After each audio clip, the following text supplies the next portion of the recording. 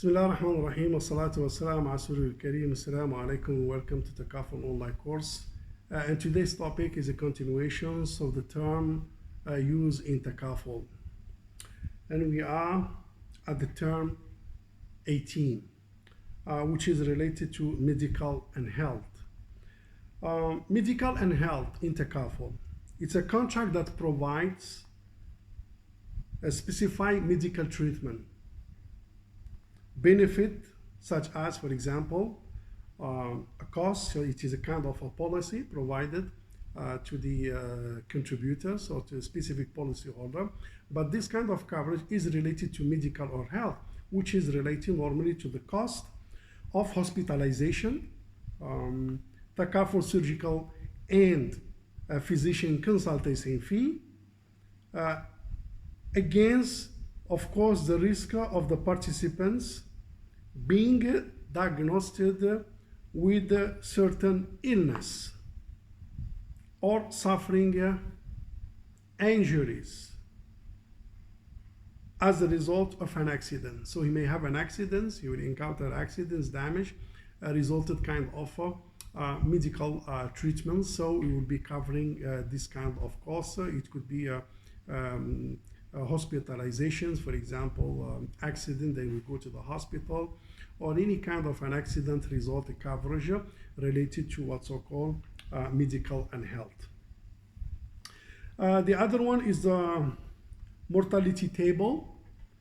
It is a term also found in use and found in the policies. It is a kind of statistical table that showing the death rate at each age. So what is the age? What's the death rate on each age? Normally it is expressed at the number of deaths per thousand, meaning that age, a rate of age on 16, 17, 18, 90, 70, and so on and so forth, specific age, and the rate of each age. So normal also the governments of statistics sometimes provide this kind of statistic on the rate, but this is very important to the Takaful, because normally the actuarials will use this kind of table to project some kind of pricing and to define also the contributions, and it is related also with the sustainability of the funds. So mortality table is used also by actuary for pricing, and it gives a kind of impressions. For example, the age of 70, what's the rate of death per thousands, and so on and so forth, so they can do some kind of calculation and projections.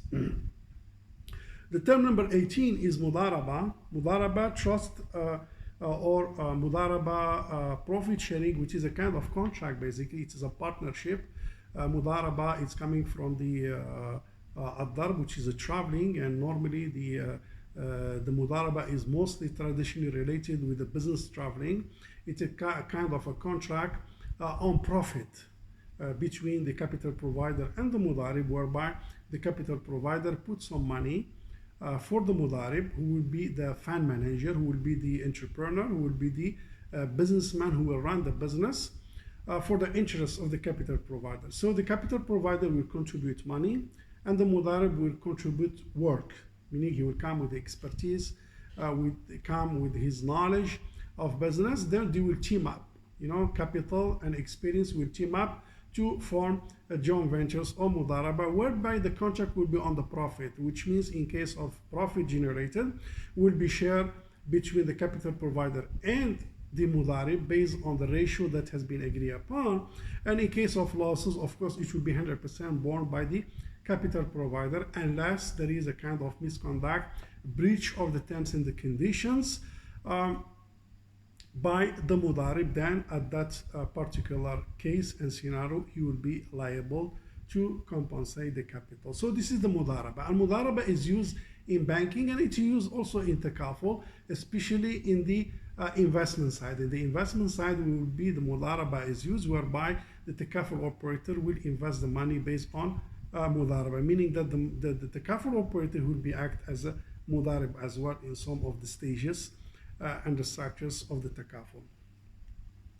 The item number 18 is the mudarib, or the entrepreneur. As mentioned, the mudarib is basically the person who will run the show. of the business. So the capital provider will give the money, let's say 100,000. Then the mudarib will take this 100,000 and invest the money. And here it depends, because mudaraba, when you go into details, it is divided in the general mudaraba, restricted mudaraba. Unrestricted mudaraba, basically there is no restrictions on the mudarib to invest the money anywhere. Restricted mudaraba, whereby the capital provider will put some restrictions, some terms and conditions to govern the nature of the business.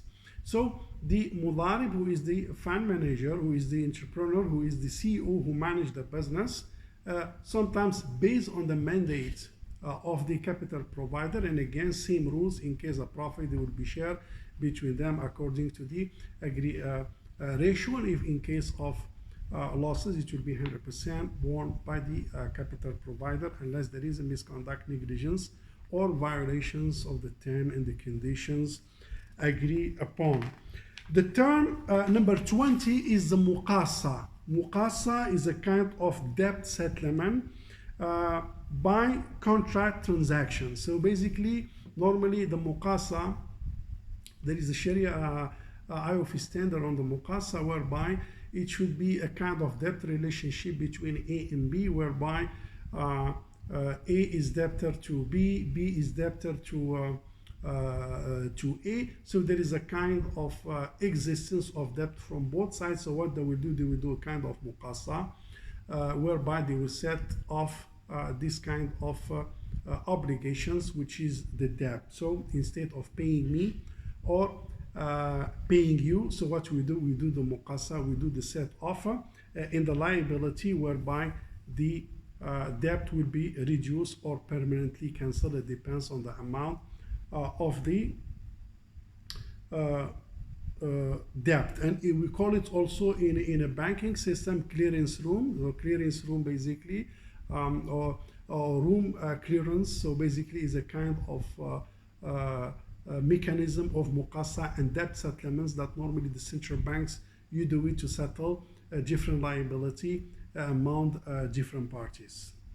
This is the last term here in these sessions. We carry on the remaining terms in the coming sessions, bi'idhnillah. With that, thank you very much, and assalamu alaikum wa rahmatullahi ta'ala wa barakatuh.